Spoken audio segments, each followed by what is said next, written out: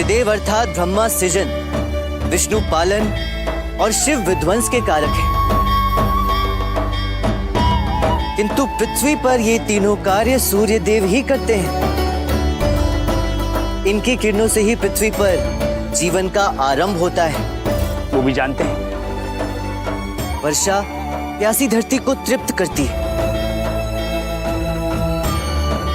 तृप्त धरती बीजों का पोषण करती है, तो ही बीजों में से अंकुर फूटते हैं, जिससे भोजन श्रृंखला प्रारंभ होती है और पृथ्वी पर जीवन पनपता है, अर्थात पृथ्वी पर सृजन होता है।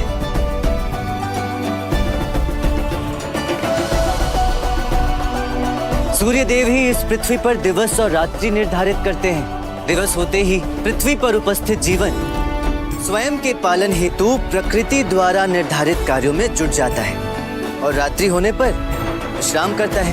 अगले दिवस पुनः यह चक्र आरंभ होता है, जिसे संसार चक्र कहा जाता है, और यही संसार चक्र इस पृथ्वी पर जीवन का पालन करता है।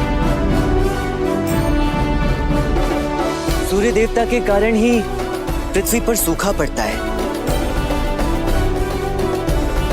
जलाशय, कुएं, नदी का जल सूख जाता है और इसी कारण से जीवन का अंत अर्थात विध्वंस होता है।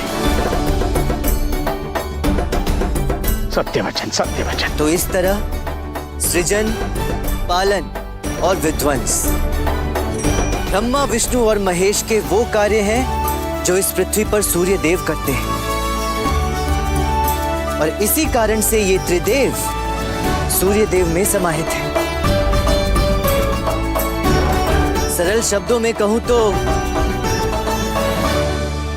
सूर्य देव के दर्शन कर लीजिए, आपको साक्षात त्रिदेव के दर्शन हो जाएंगे।